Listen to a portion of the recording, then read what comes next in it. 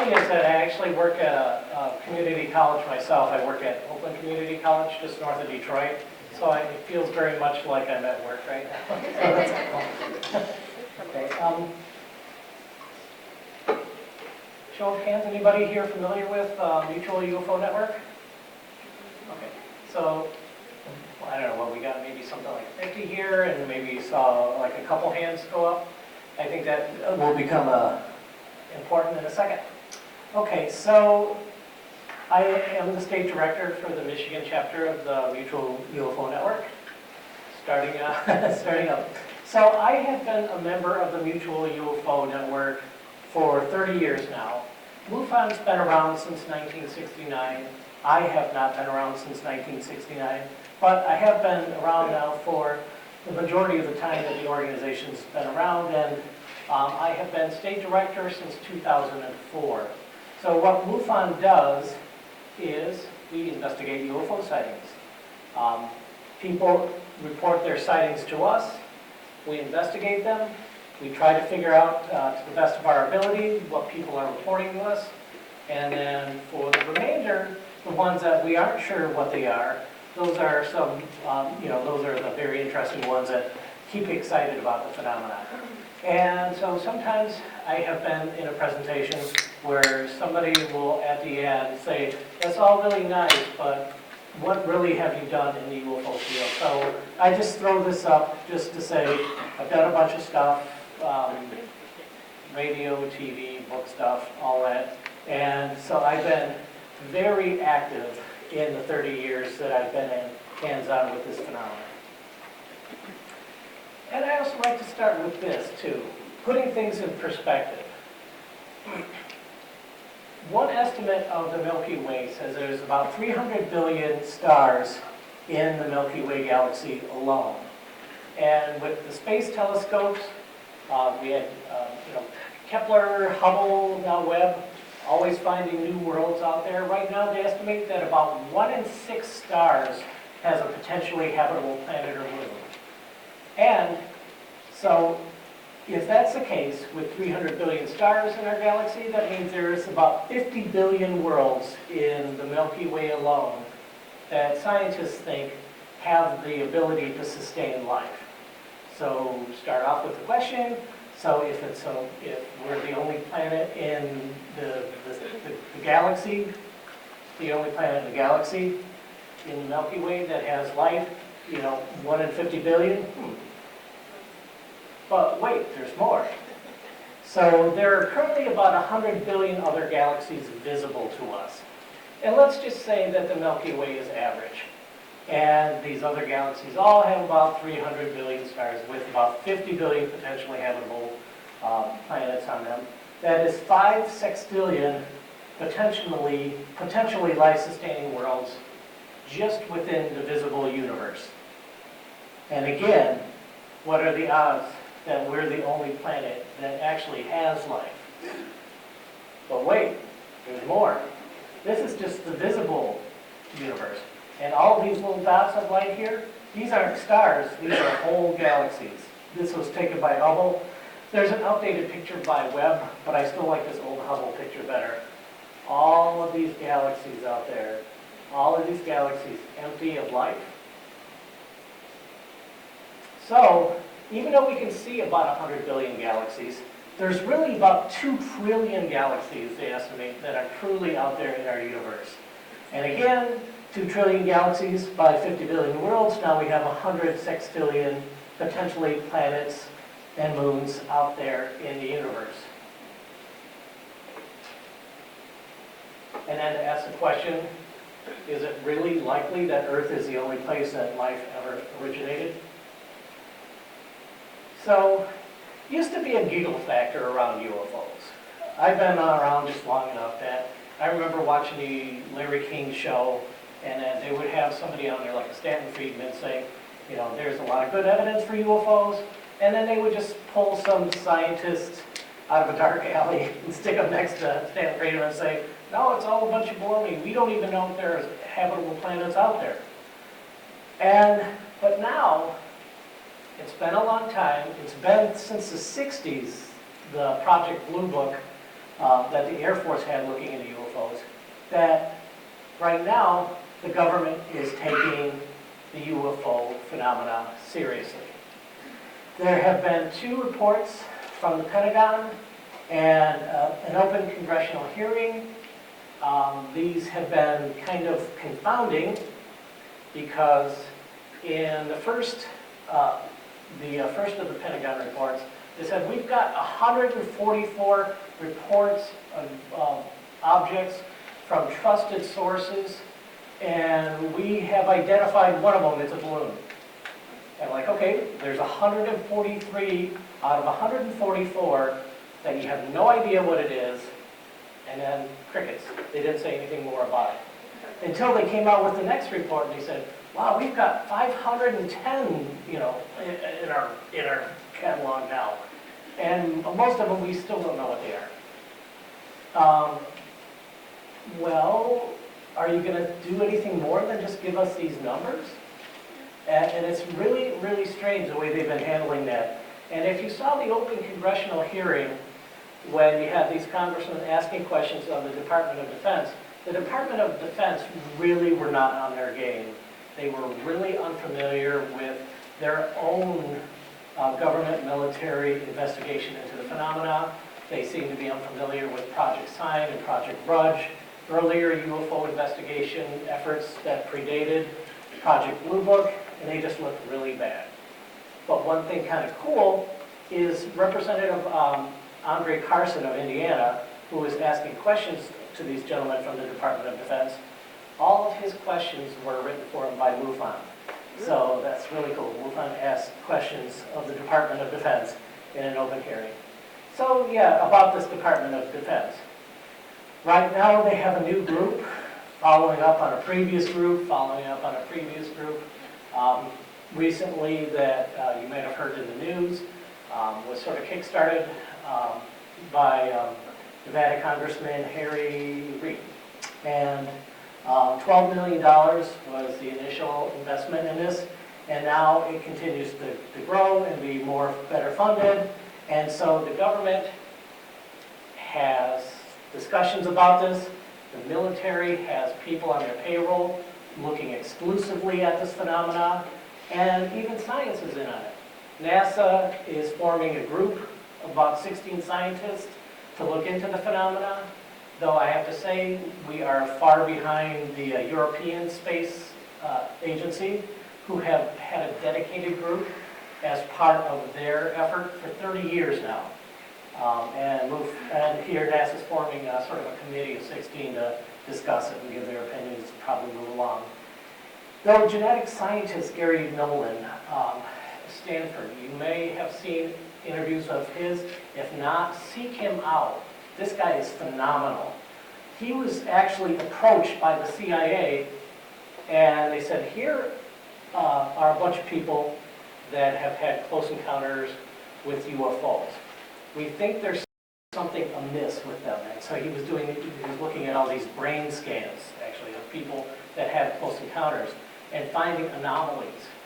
And he's very open about all the things that he's done, and he's a very credible person.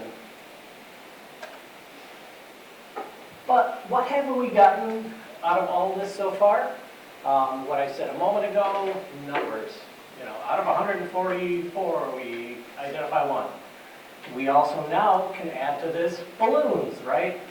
So you had the Chinese spy balloon, followed by a trio of other balloons, including the one, of course, that flew across Montana, across Wisconsin, across Lake Michigan, across all of Michigan, and then was downed in Lake Huron.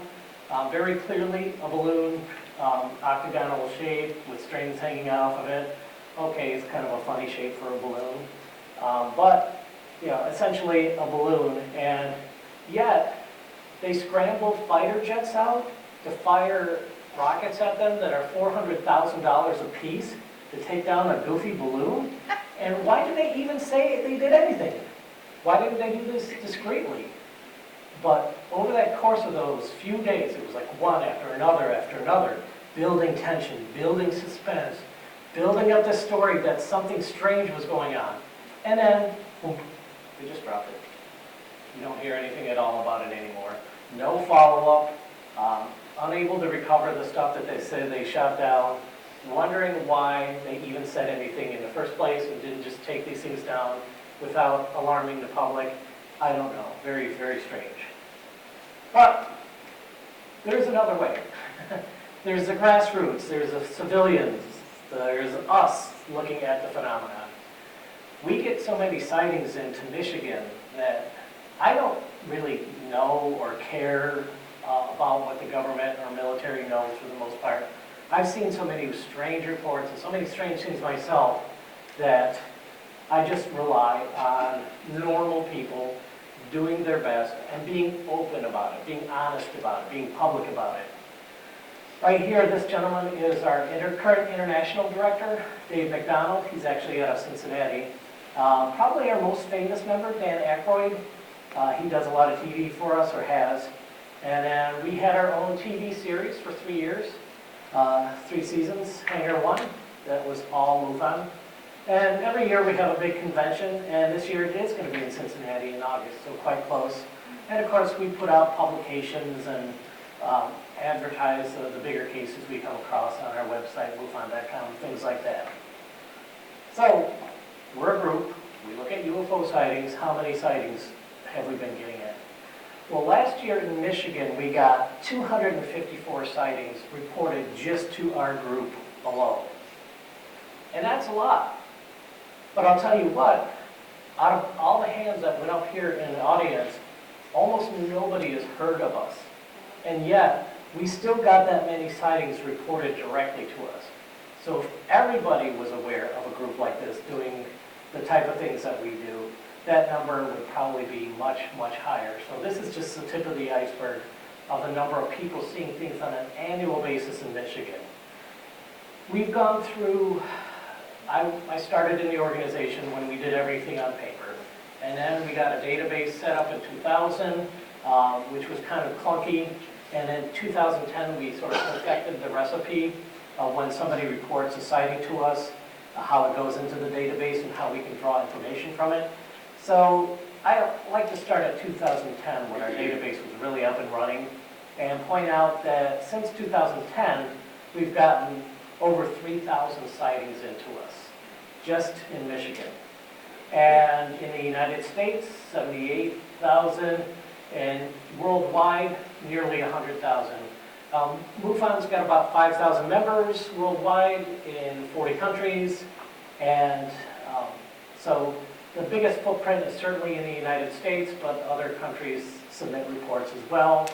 And this is just an example of one of the reports that had come in, something that somebody had seen that is unidentified by us, but we can't identify most of what comes in.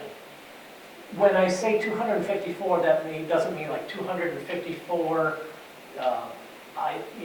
flying saucers from another planet with a combination of unknown military aircraft.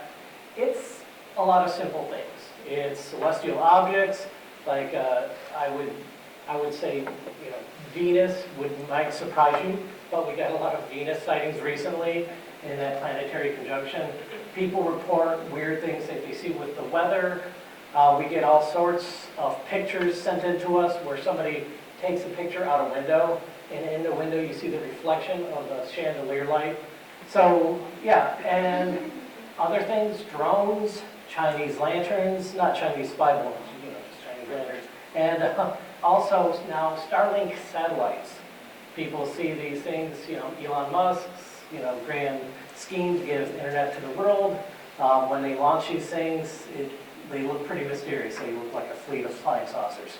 So, depending on the year, we're good to identify anywhere between like 80 to 95% of what comes into us. And that is the service that we like to offer to people. We don't want everybody to think, oh my gosh, this is an invasion coming, or anything like that. But out of 200 sightings, if you identify 95% of them, that means there's about 10 good cases every year, like something like this, where you can't say, oh, that was a balloon or something like that. And out of all these cases that come in, of course, some are just, monumental in the history of UFOs. And Michigan is one of the best states for UFO history there is. I want to talk about, since the modern UFO era, which is considered to be 1947, when Kenneth Arnold had his UFO sighting in Washington, and as well as Roswell. The modern UFO era kicked off in 1947, and since that time there have been many great cases here in Michigan. I'm going to talk about 4 of the biggies, and then finish up with a personal investigation of mine that most impressed me. So 1953, November 1953, the Korean War had just ended, and Kinross Air Force Base was on high alert through the Korean War, trying to make sure that nothing would happen to the Sulaks, in case some sort of North Korean terrorists would try to mess up U.S. shipping lanes. They were present and watching the waterways up there.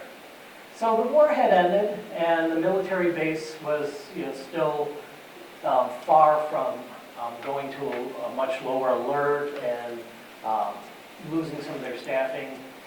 When on November 23rd, they saw the very thing that they were charged with. They saw something over the Sulaks that they couldn't identify and felt shouldn't be there. There was a circular object over the Sulaks. So they scrambled a jet, an F-89 Scorpion, to check out what this thing was over the Sulaks. And as they scrambled the jet, the thing flew out over Lake Superior at a speed of about 500 miles per hour. And that was not a record at that time for speed in flight, but most planes did not travel that fast, and this thing, whatever it was, that caused a high alarm that it did that. So the jet flies closer to it, and closer. They lose radio contact with the jet. On the radar, they see the jet and the object intersect, and then both disappear. Forever. Gone. The plane gone forever. The 2 gentlemen on the plane, Felix Moncla and Eugene Wilson, Robert Wilson, pardon me. As you can see up here, the family believed that it was due to a flying saucer.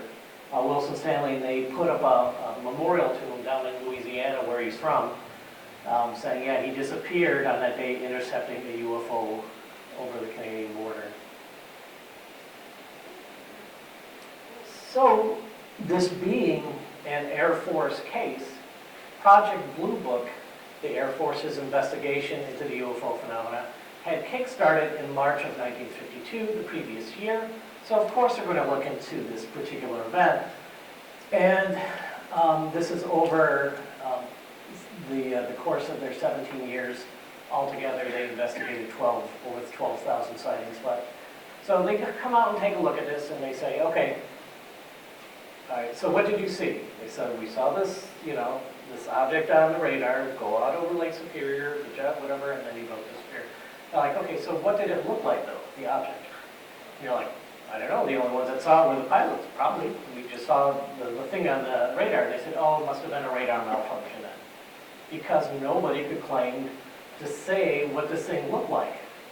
And that's how they left it in Project Blue Book, that it was some sort of temperature inversion on the radar. Now, well, what about the missing pilots? So there was also an accident report that the Air Force put out saying it was a training mission and the 2 guys went down due to pilot vertigo. So the UFO report doesn't mention that the pilots were lost, and the accident report doesn't mention the UFO.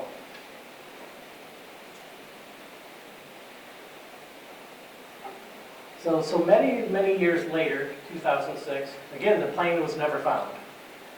But this guy who said his name was Adam Jimenez from the Great Lakes Dive Company said, oh, guess what? We found the jet and the UFO at the bottom of Lake Superior. We're claiming salvage rights, but we'll tell you more about this, our findings, in a DVD that we're going to sell you next year. Ooh, right?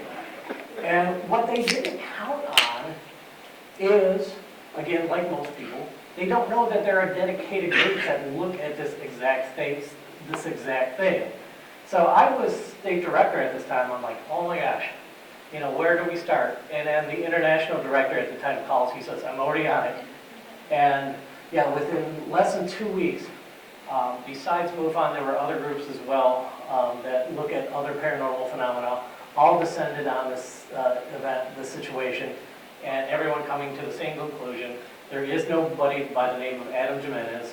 There is no Great Lakes Dive Company. And then the hoax exposed. That was the end of it. But still, to this day, nobody knows what happened to that jet.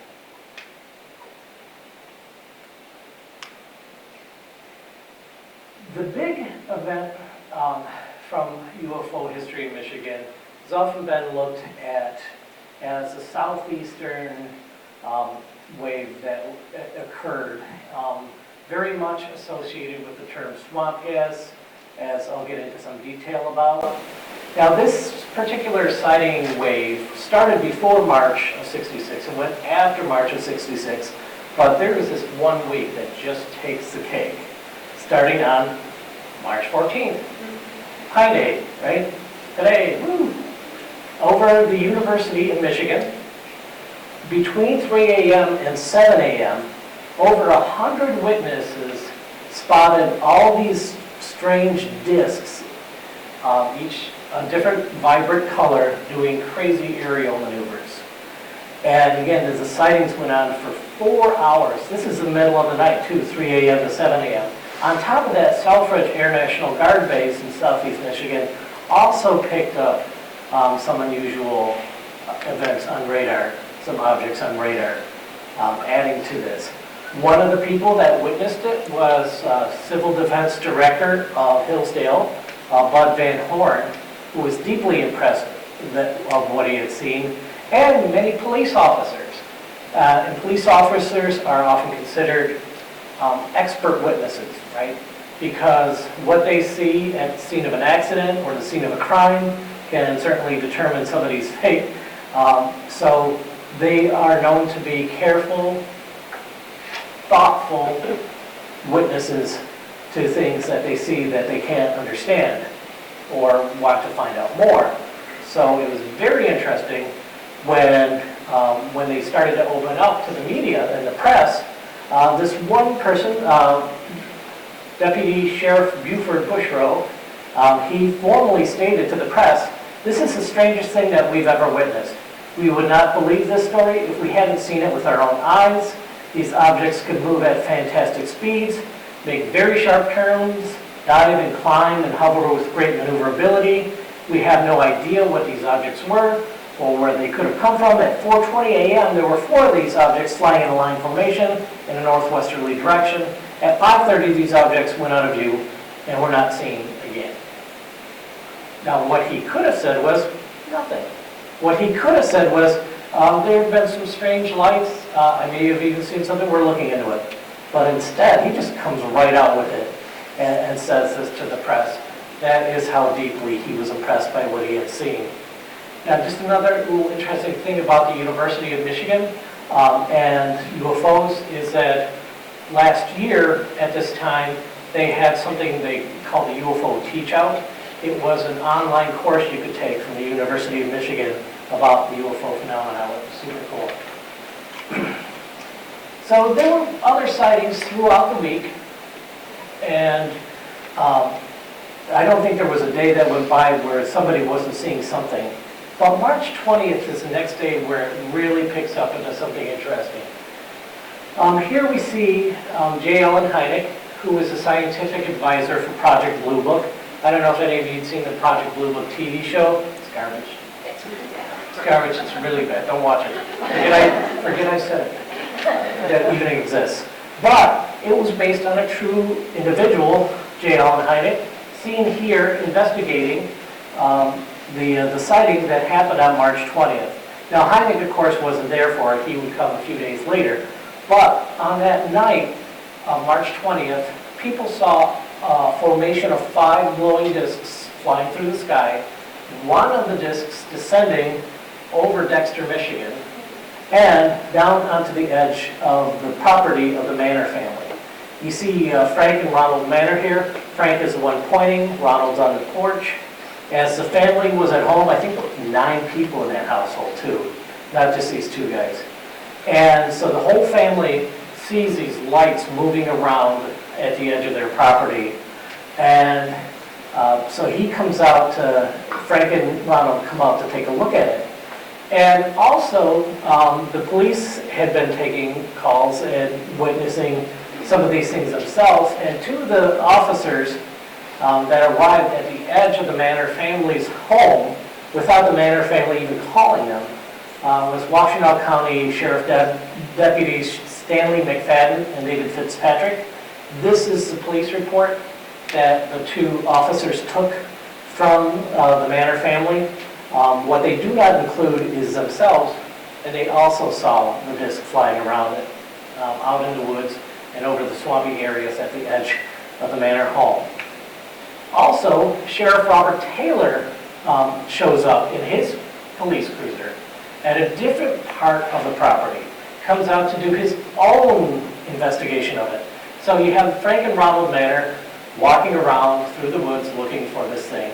You have McFadden and Fitzpatrick independently walking around looking for it, and Sheriff Robert Taylor all out in these woods looking for this thing.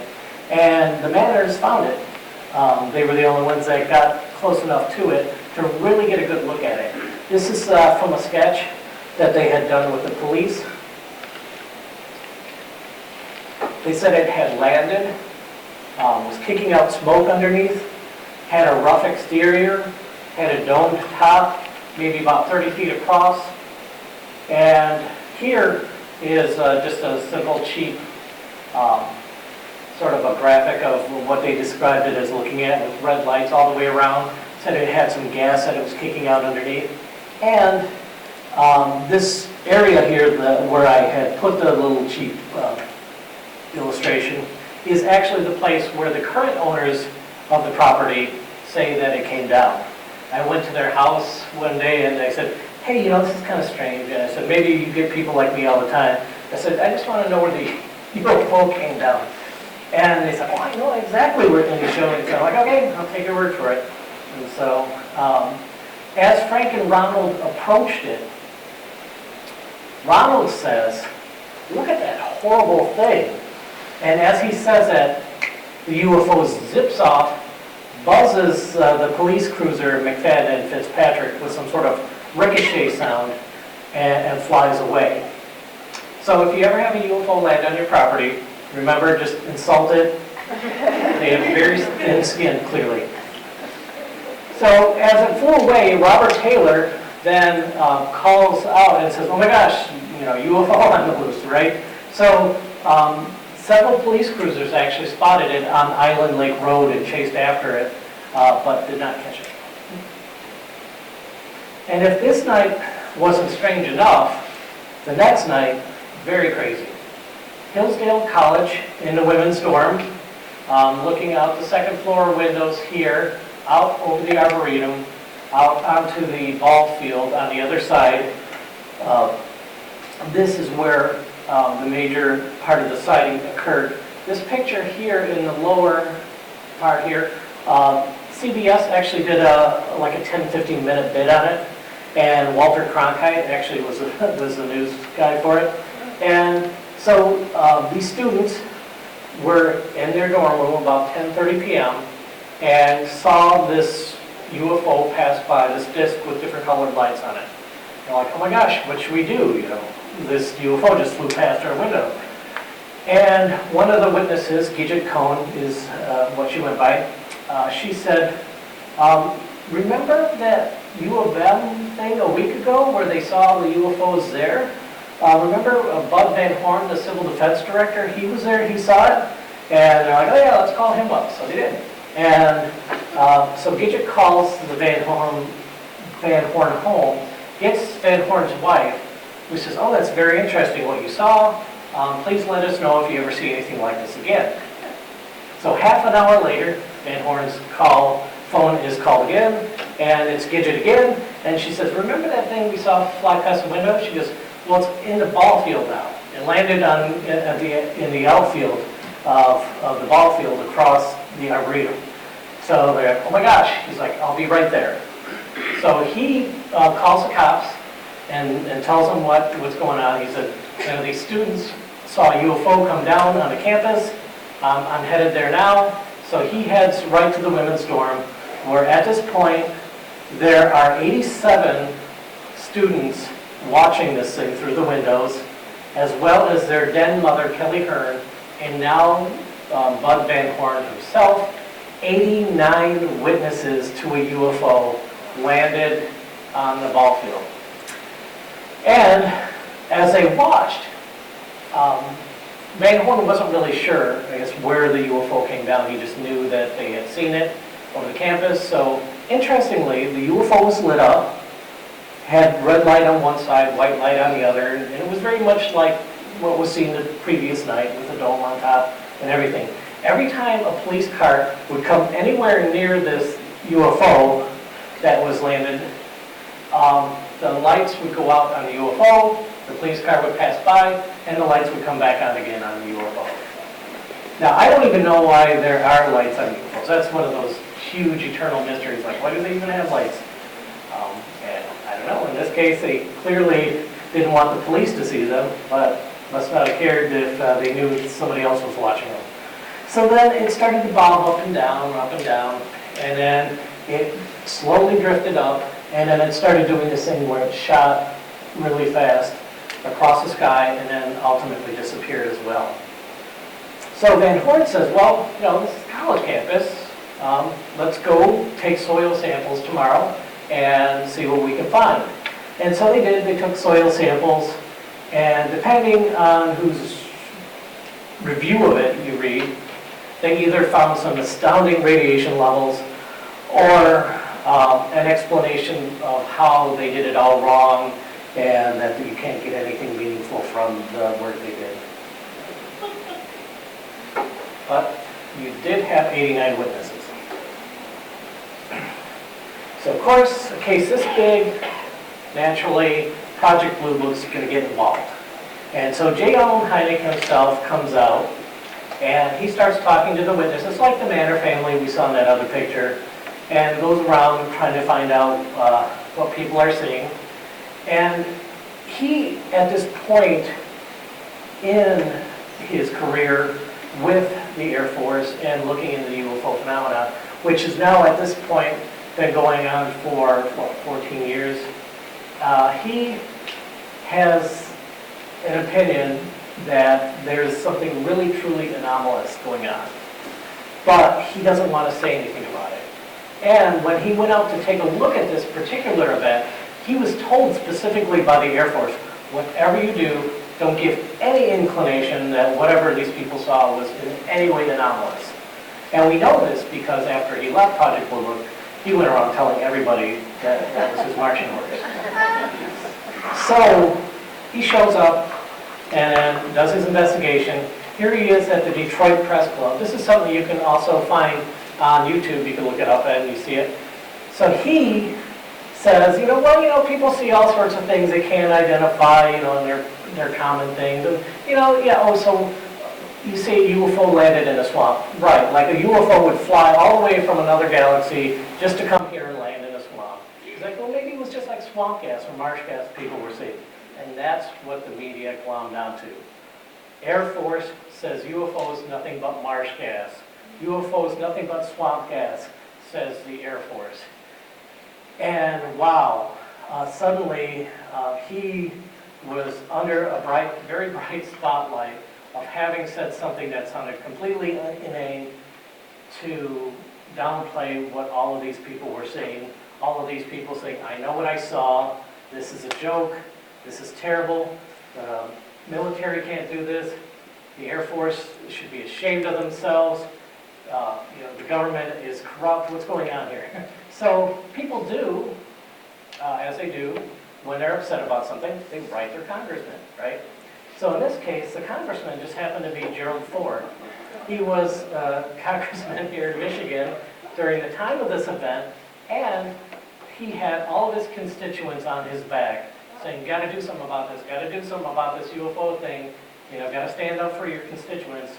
So he does something that I think was a good solution. He wrote a letter to the Armed Services Committee and says, in the firm belief that the American public deserves a better explanation than that thus far given by the Air Force, I strongly recommend that there be a committee investigation of the UFO phenomenon.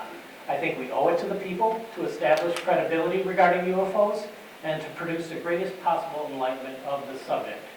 Probably the last thing he ever said on UFOs, but you know, it worked. He actually got an open congressional hearing. So on April 5th, they did have a one-day hearing, and J.L. Hank shows up, and he's still embarrassed about what had happened, trying to get out from under the rock he's now under. Says, okay, in this open hearing, you know, if you don't like what the government or military is saying about the UFO phenomena, maybe there should be a civilian group that looks into it. Would that, you know, maybe that'll satisfy people. And the Air Force responds, that's a great idea. In fact, we'll put that together for you. And they did. They had the audacity to go and form an unbiased group to look into the UFO phenomenon. And they found here Edward Condon, he was here at the University of Colorado, and he had military ties, he had government ties. The fix was very easily identifiable here. And he audits the Project Blue Book files and says, yeah, you know, we don't think there's anything to this. They put out their study called the Scientific Study of Unidentified Flying Objects. This is a book you can still get off the internet, and Amazon and all that. So the report is still out there. But then the Air Force says, well, we said there was nothing really to this UFO phenomena. This independent civilian group looked into it, also said there's nothing to the UFO phenomena, so we're just going to close our doors, we're done. And they did. So on December 17th, 1969, Project Blue Book closes after 17 years, and out of 12,618 cases, 701 still remain unidentified. And those that were identified were the likes of swamp gas, and you saw something on the radar, but what did it actually look like? So out of the ones that they identified, there's some very sketchy stuff there too. And Michigan now, of course, is not only the Great Lakes state, we are the swamp gas state. Woodsmith Air Force Base, 1975. Woodsmith used to have nuclear bombers. So we had a nuclear bomber fleet in northern Michigan. And on October 30th, 1975, everyone on the base was startled, naturally, when a giant white disc descended over the weapons storage area on the base. The soldiers at the weapons storage area called up to the air traffic tower on the base, said, hey, do you see this? They're like, yes, we saw it. Yes, we got it on radar. And we also have ground witnesses. And the thing's not moving. It's just hovering there. So they're like, well, maybe we can do something to this, but they don't know what it is, and they don't know how it will react to them poking it, so to speak. So they had an idea. They had a plane coming in for landing, a KC-135 Stratotanker, big refueling plane, slowly flying back into base, and the air traffic tower says, hey, do you see that big white light over the base? And they're like, yeah, of course we see it. I said, can you just kind of fly up to it, see what it does? And so orders are orders, and yeah, sure enough, they flew close enough to this object, this big white disc, that the disc shot off from the base and went directly south. And so they're like, okay, can you go ahead and just follow that? And they're like, all right, yeah, we definitely got the fuel for it, that's for sure. So they turn south and they pursue this thing. You know, the light that flew away, the object was much faster than them, but they still had it within their sights until it got close to shore. and then they lost it in the lights along the shore, all the street lights, the home lights and everything like that. They said, well, we can't see it anymore. I said, okay, come back. So the plane turned around and started to fly back, and then the disc flew up next to it, hovered alongside it, and then shot off directly straight up into the sky and disappeared. So what's scarier than a UFO coming down over an Air Force base with nuclear weapons? How about 4 bases over the course of a roughly 2-week period? This was only the second stop on the tour here in Michigan. Loring Air Force Base in Maine on October 27th had an event. It says the 28th because it's the 27th, 28th. And then Nelmstrom Air Force Base and Minot Air Force Base out west both had incidents as well. Same thing, big white disc coming flying over the base and scaring everybody. In fact, Nelmstrom and Minot, this would not be their only rodeo. They had had other incursions from UFOs over those bases as well. So, what were they doing? These lights, this object. Certainly, seemingly, sending us a message. Crazy. So,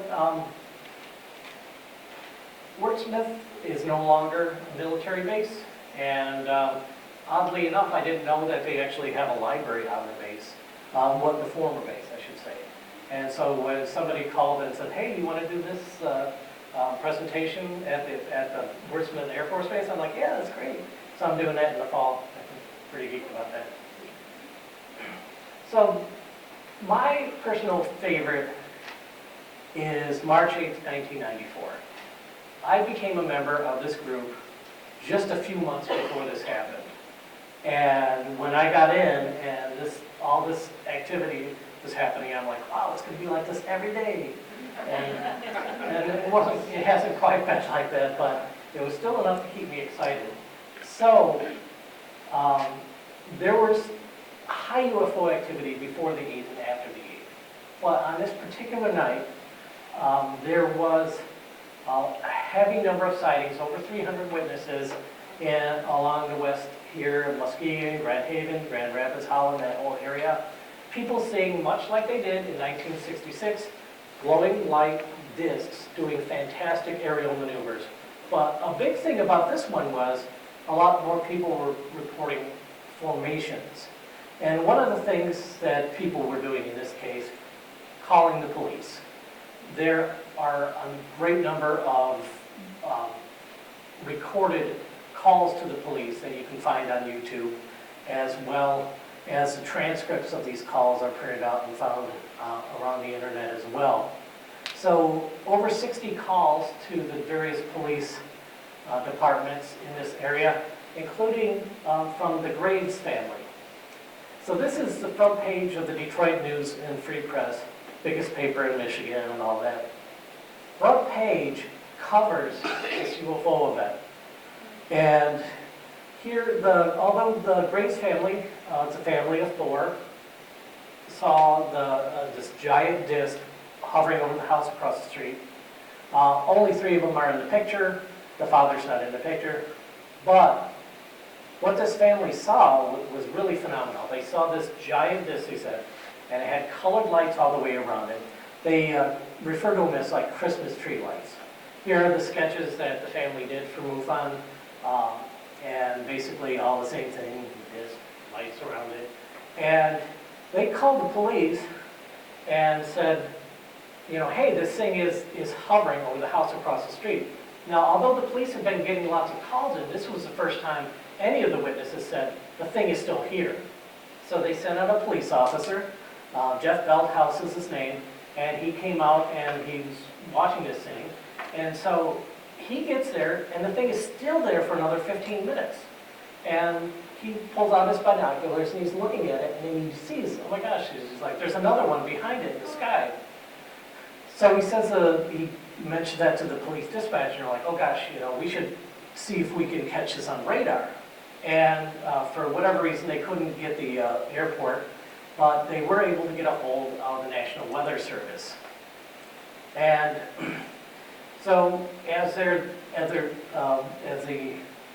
dispatch is talking to the National Weather Service, the UFO at the Graves house across the street starts to fly slowly away.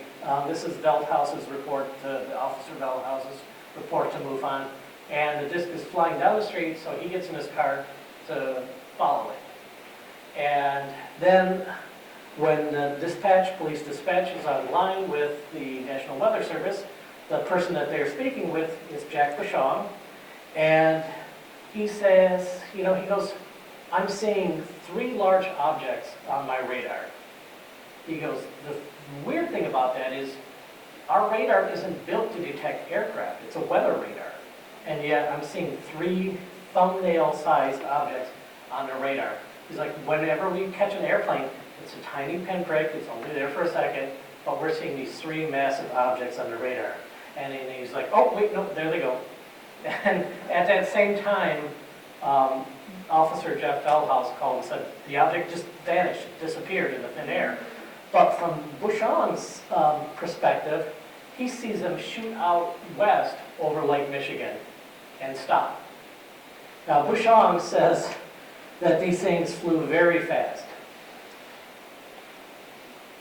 His estimate, he's a professional, I guess, he says 72,000 miles an hour is how fast he thinks these things shot off at. So pretty fast. And so MUFON was all over this case, trying to get as many witnesses as possible. We got many. And the Center for UFO Studies also took an interest in this. The Center for UFO Studies is the group that J. Allen Hynek created after he left Project Blue Book. He said he took that idea of a grassroots UFO investigators group to heart, and he formed his own group, primarily of PhDs out of the Chicago area, though they had somebody part of UFOs that lived in Kalamazoo, Dr. Michael Swords, great guy. He goes out to do his own investigation of this, and he's the one that is able to actually get an interview with the radar operator. And Swords says, I'd like to see your radar data. And he's like, well, we don't really have it in a format that would be useful to you. And so Swords says, well, how about this? How about we do some sketches? Can we do sketches? And so Bouchon's like, let me check. So he checks with his supervisor, and he says, yeah, that's fine. We can do some sketches. And here are the sketches. I put red spots over wherever the UFOs appeared, ending up over Lake Michigan. And once again, wherever you see a solid dot, it's a solid object. And wherever you see a jagged line, he detected multiple objects.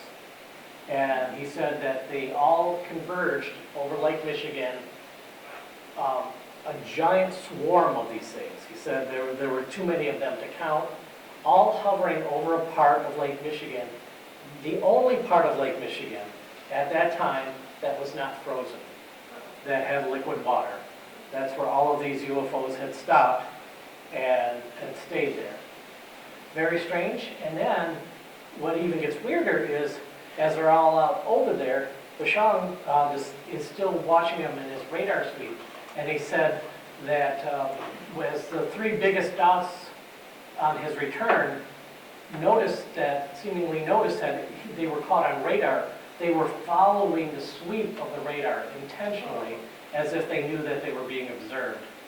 That's an extra freaky detail that didn't come out until very recently. And this happened to be covered on television recently. Did anybody see this production? A couple people? Yep. So this is a great production. Jack Bouchon tells his story from a first-hand perspective. Officer Jeff Feldhaus is on it. The Graves family is in it. Other witnesses as well.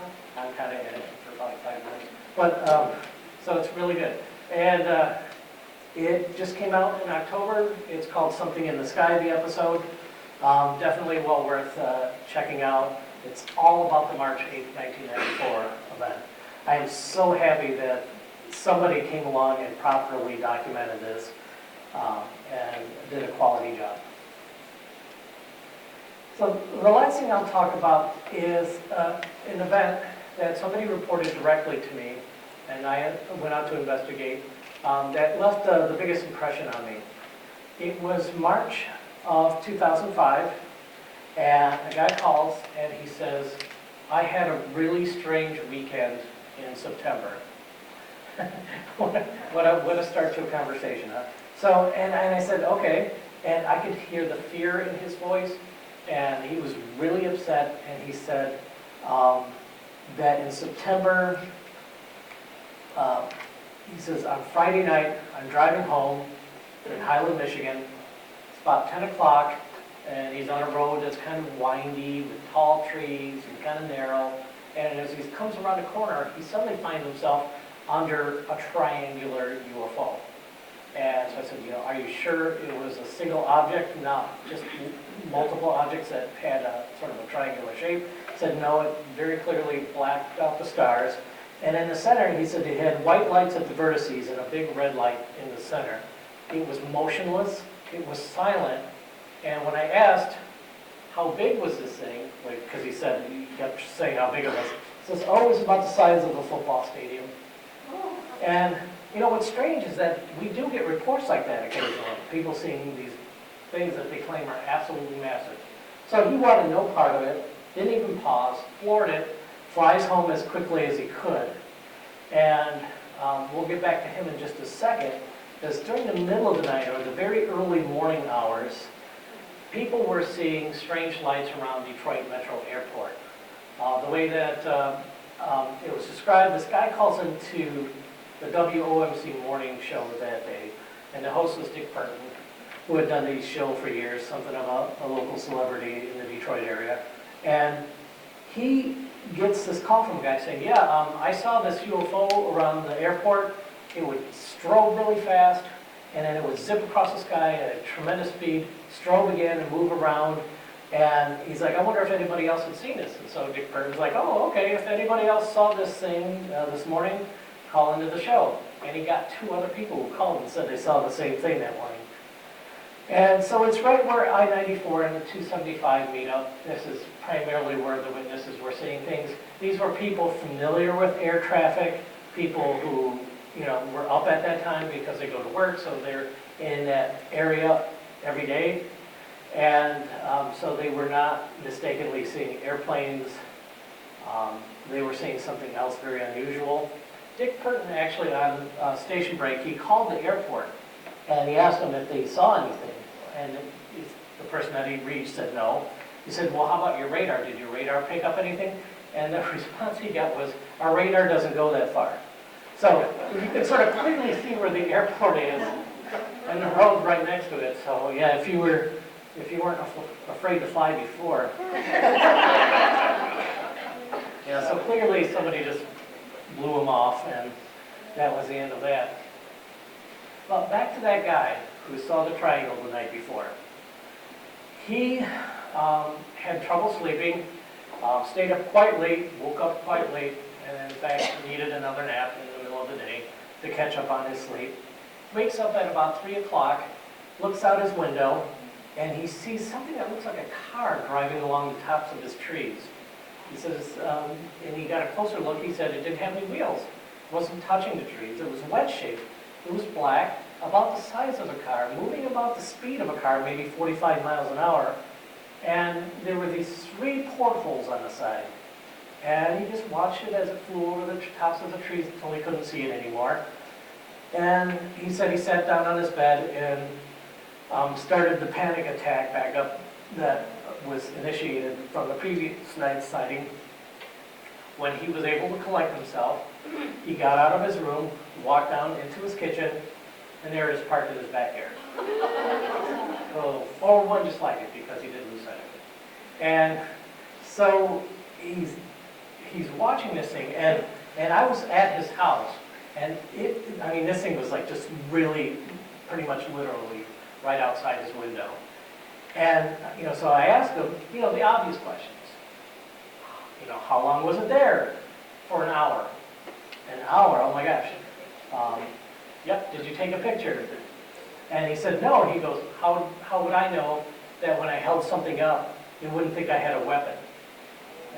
And I'm like, okay, that's an interesting response. And this was at a time where not everybody had a cell phone. And then, so, I said, did you call anybody? And he's like, well, no. He said, after a while, I got the feeling it was maybe stuck there. Like something was wrong with it.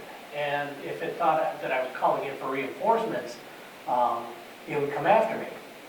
Like, okay, so what did you do? He goes, I sat and I watched it for an hour. After an hour, it slowly got up, cocked at an angle, flew out through the trees and disappeared. And then like any other details that you could get, he said, well, on the portholes there appeared to be a very bright red light inside and some sort of gas moving around.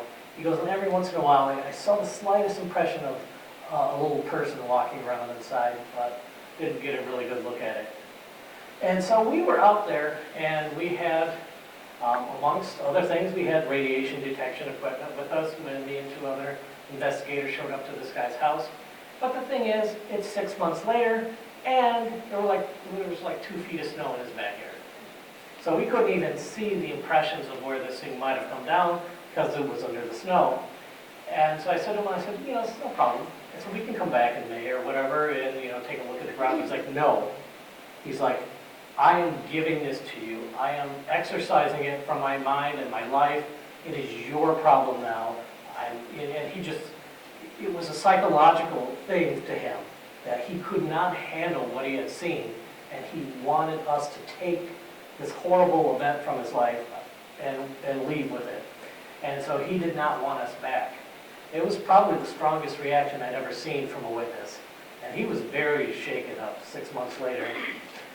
So we left. We did not come back.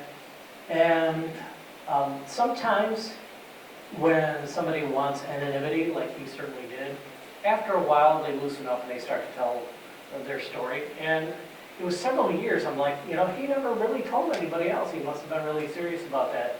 Come to find out, unfortunately, he had passed like 8 months from cancer after we stopped and saw him. So unfortunately,